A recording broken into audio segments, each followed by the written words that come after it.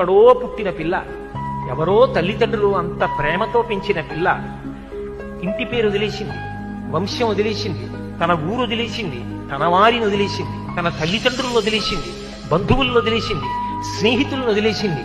ముక్కు ముఖం తెలియని నా కొడుకు చిటికిన వేలు పట్టుకుని నా ఇంటికి వచ్చింది. తాను మరణ సదృశమైన వేదన పొంది ప్రసవాన్ని పొందింది. నేను తాతనయ్యానని తాను పొంగిపోతాను. నా వంశాన్ని నిలబెట్టింది.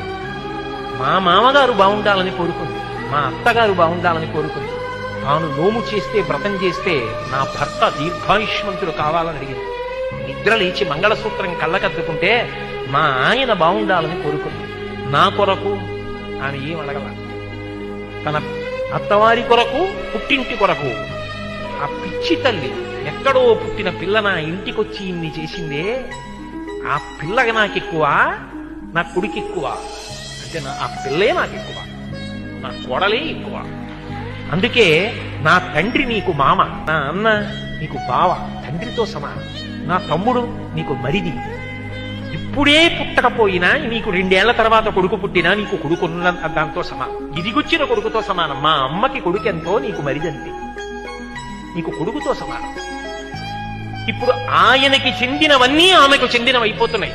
అర్థమంతా ఆమెదే. Download ShareChat.